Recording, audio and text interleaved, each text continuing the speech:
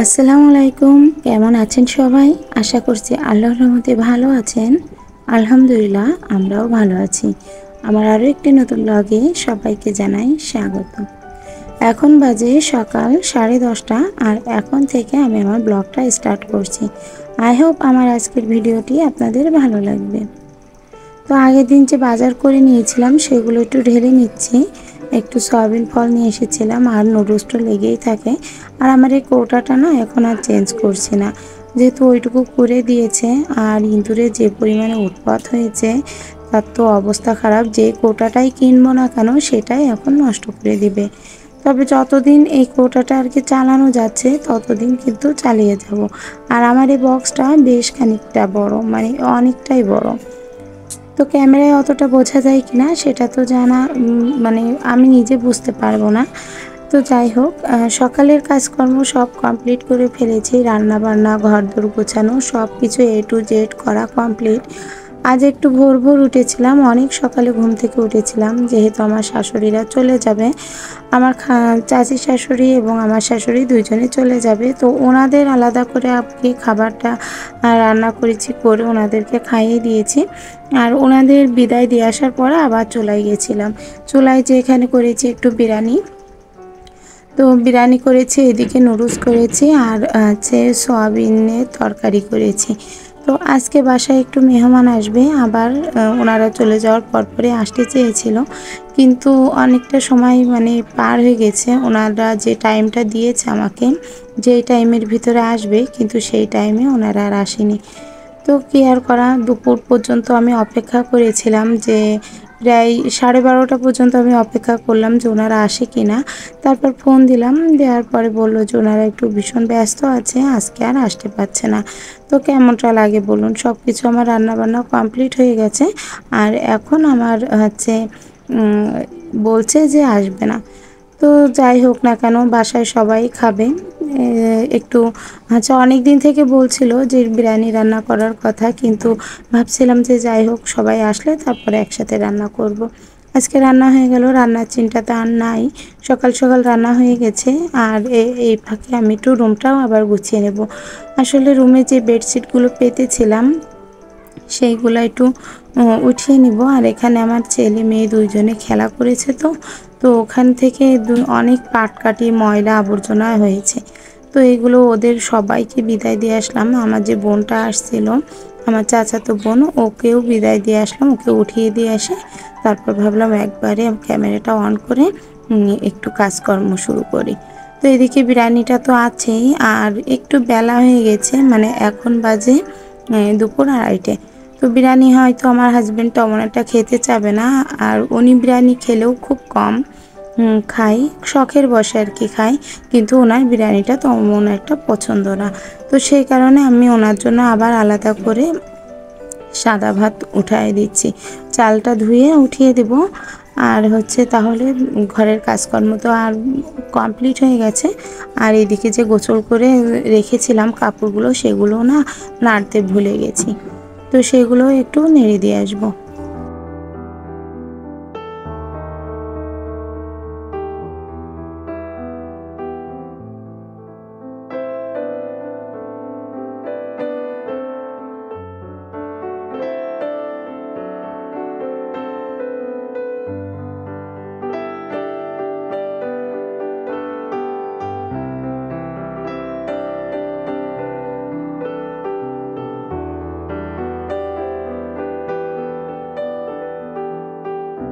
এখন কিন্তু রোদের তাপটা কেমন থাকে, যে সকাল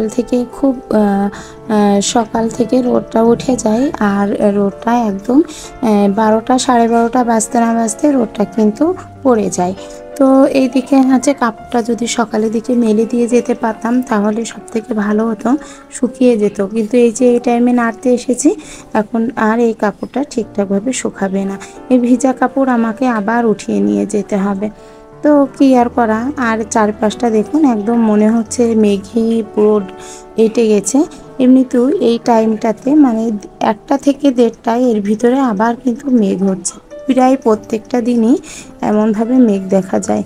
তো কাপড়টা আগে নেড়ে দিয়ে আসলাম, নেড়ে দিয়ে আসে এমনি তো বিছানাগুলো একটু গোছানো ছিল বাসায় মেহমান আসবে বলে। তো তো তেমন একটা এলোমেলো নাই, তবুও ভাবলাম যে একটু ঝেড়ে নিই, ঝেড়ে গুছিয়ে আর একটু সুন্দর করে রেখে দিই। আসলে আমার ভীষণ ভালো লাগে পরিষ্কার পরিচ্ছন্নতা একটা ঘর। আজ 2টা দিন তো বাসায় মেহমান ছিল, 2টা দিন বলা ভুল, প্রায় 4 থেকে 5 দিন হলো যে বাসায় মেহমান। তো সেই কারণে দেখা যাচ্ছে রুমটা ভালো করে পরিষ্কার করা হয় না, সবসময় একটু রান্না বান্না আর কাজে ব্যস্ত থাকছি। তারপর মেয়েটার স্কুল আছে, স্কুলে নিয়ে যাওয়া আসা সবগুলোই তো আছে। তো এইদিকে দেখুন আমার ছেলেটার হচ্ছে যে কাঁথাগুলো ছিল সেগুলো কিন্তু দলা করে করে রেখেছে, মানে ভাঁজ করেনি। তো সেই কাঁথাগুলো আবার বেরো করলাম, বেরো করে ভাবলাম যে ভাঁজটা করে একবারে র্যাকের ভিতরে ঢুকিয়ে রেখে দিই। আর 3টা 4টা খাতা সবগুলো একবারে হচ্ছে দলা করে করে ঢুকাই রাখে। ও তো ছোট মানুষ, মানে ওর কথা হচ্ছে বেডটা ফাঁকা রাখতে গেলে বেডে পরে কিছু থাকবে না, কিন্তু ওটা যে হচ্ছে ভাঁজ করে রাখতে হবে এমনটা বোঝে না। শুধু ওইটাই বোঝে যে ওর উপরে কিছু থাকবে না, তাই দলা করে ধুয়ে দেয়। তো যাই হোক, যতটুকু বোঝে যতটুকু করে এতটুকুই অনেক। তো এইদিকে আমি রুমটাও একটু ভালো করে ঝাড় দিয়ে নেব। আর এই যে টেবিলের কোণা থেকে না বারবার কিন্তু পেন্সিল কেটে কেটে যে নষ্ট করেছে আমার ছেলে সেটা বেরো করছে। আর অনেক, মানে একটা পেন্সিল আমার 1 সপ্তাহ যায় না, এমন একটা অবস্থা।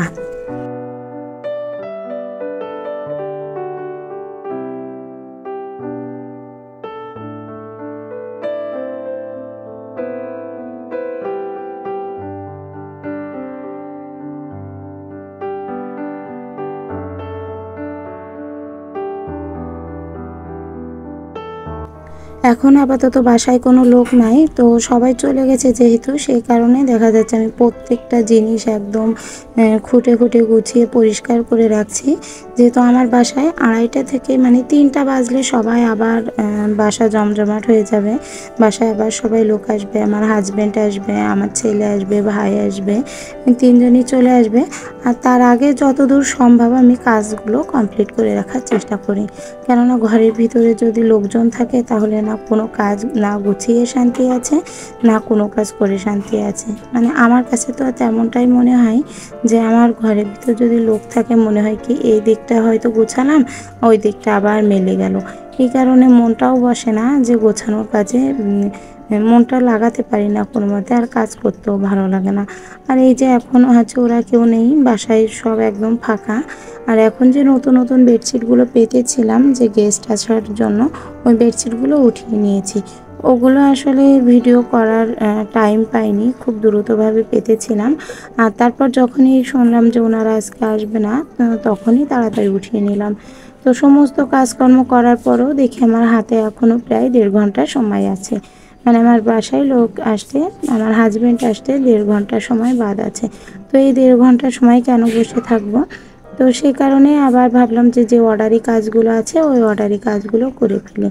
তো এখানে একটা কাঁথা ভালো করে আমি মেলে নিচ্ছি। এই কাঁথাগুলো ভালো করে মেলে তারপর হচ্ছে এটাতে ছাপ দিব। আর আমার কাছে এখনও 3টা কাঁথা রয়েছে, যে কাঁথাগুলো ছাপ দেওয়ার খুবই দরকার। আর এর আগে তো কেরোসিন তেলের জন্য হচ্ছে দিতে পারিনি। আর ছাদে যে দিব, এই যে বললাম সকালের দিকে একটু রোদ, আর 11:30টার পর থেকে একদম মেঘলা মেঘলা একটা ওয়েদার আসছে। আর তারপর পরই তো একটু এক ঝলক করে বৃষ্টি হচ্ছেই, ছাদটা একদম ভিজে থাকছে, মানে শুকাতে না শুকাতেও আবার এক ঝলক করে বৃষ্টি হয়ে যাচ্ছে। এ কারণে ছাদেও ছাপ দিতে পারবো না। সে কারণে ভাবলাম আমার হাজব্যান্ড আসতে তো বেশ সময় আছে, আর মোটরসাইকেলটা এখানে তো উনি আসার পরেই রাখা হয়, জায়গাটা ফাঁকাও আছে। তো এই সুযোগে আমি হচ্ছে ছাপটা দিয়ে নিচ্ছি।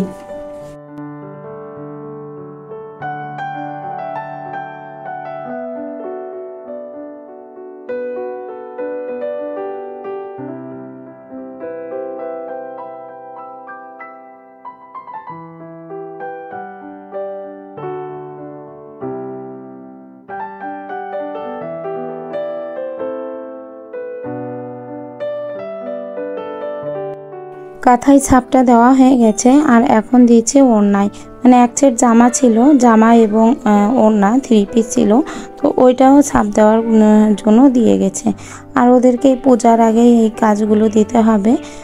আর আমাদের এখানে একটা অনুষ্ঠান হয় প্রতি বছরই, সেটা হচ্ছে এই জায়গার একটা মাজার মতো আছে, মাজার না কিন্তু ওই ধরনেরই কিছু একটা। তো ওই জায়গাটায় হচ্ছে প্রতি বছর বছর এই জায়গাটায় অনেক বড় করে মেলা হয়। আর ওখানটাতে সবাই আসে, মানে বেশ বড় করে আয়োজন করা হয়। তো ওই মেলাটা যেহেতু শুনছি যে কাছাকাছি চলে এসেছে, মানে মাস মতো সময় আছে, তো সে কারণে ওই মেলায় যারা ভক্ত আছে তারা হচ্ছে অর্ডার দিয়ে গেছে যে এই 3 পিসটা মেলা দিন পরবে। তো 3 পিসটায় তাড়াতাড়ি করে কাজটা করে দিতে, তারা আবার হাতের কাজ করবে। তো সে কারণে এই যে ওড়নাটা আমি ছাপ দিয়ে নিচ্ছি ভালো করে। তবে এই যে পেপারটা নিয়েছি, আসলে আমার পেপারটা না ছিল না, আর এটা হচ্ছে একটা শাড়ির পেপার। তো শাড়ির পেপারটা দিয়ে ছাপ দিতে যেয়ে আমার তো ভীষণ যেমন খাটনি হলো, ঠিক তেমনভাবে ছাপটা উঠলো না। তো কী আর করা, ওটা আবার আমাকে পেন্সিল দিয়ে মানে ওর উপর দিয়ে আঁকিয়ে দিতে হবে। তো এদিকে কাঁথাটা রোদি দিয়ে গিয়েছিলাম, আর এদিকে আমার যে 3 পিসটা হয়ে গেছে সেটা আবার রোদি দিচ্ছি। আর এই 3 পিসটা হচ্ছে লাল ওড়না আর অ্যাশ কালারের হচ্ছে জামার পিস। তো এটা আমি কাছ থেকে দেখিয়ে দিব ডিজাইনটা কেমন হয়েছে। আর এই যে কাজটা করি আমি, এটা হচ্ছে কেমন দাম নিয়ে করি সেটা যদি জানতে চান অবশ্যই কমেন্ট বক্সে কমেন্ট করবেন, তাহলে আমি বলে দিব এটা কিভাবে করতে হয় এবং এগুলা কেমন কি খরচ পড়ে। তো এই জায়গাটায় দেখুন কিছু কিছু জায়গায় সুন্দর ছাপ উঠেছে, কিছু কিছু জায়গায় কিন্তু ছাপটা পুরোপুরি বোঝা যাচ্ছে না। তো ওই পেপারটারই সমস্যা। তো একটু মার্কেটে যাওয়ার আছে, যদি আমার হাজব্যান্ড আজকে নিয়ে যায় তাহলে যাব, আর যদি না নিয়ে যায় তাহলে কাল যাব। তবে জানি না কতদূর কী করতে পারবো, কেননা আকাশটা তো একদম মানে গম্ভীর হয়ে থাকে মাঝে মধ্যে, যে ইচ্ছা করলেও হয়তো অনেক কিছু করতে পারি না। হয়তো বিকালের দিকে একটু সময় থাকে যে একটু টাউনে যাব, কিন্তু হয়ে ওঠে না। তো ফাইনালি বিকালের দিকে যেতে পারিনি আমি। আমার হাজব্যান্ড বলছে যে আজকে শরীরটা অনেকটা ক্লান্ত লাগছে, আজকে আর যেতে পারবো না। তো আমি আর বেশি জোর করলাম না, যেহেতু আমারও সারাটা দিন অনেক পরিশ্রম গেছে, আর এর ভিতরে যেতে আমারও ভালো লাগছে না। সে কারণে ভাবলাম আজকে থাক, কাল যাব। তো আর কালকে যেয়েও অনেক কেনাকাটা করার আছে, অনেক বলতে ওই মেয়ের কিছু কেনাকাটা আছে, আমার একটু আছে, টুকটাক আর কি কিছু কিছু জিনিস কিনতেই হবে। তো সন্ধ্যার সময় একটু নাস্তা করে নিলাম, যেহেতু মাথাটা একটু ধরেছে। তো আমার হাজব্যান্ডের জন্য এবং আমার জন্য আদা দিয়ে আর গোলমরিচ দিয়ে না চাটা তৈরি করলাম। তো এখন ওনাকে দিতে যাব। আমার আজকের ভিডিওটা এখানেই শেষ করছি। যদি ভালো লেগে থাকে তাহলে অবশ্যই একটা লাইক দিবেন, সাবস্ক্রাইব করে বোনটার পাশে থাকবেন। আল্লাহ হাফেজ।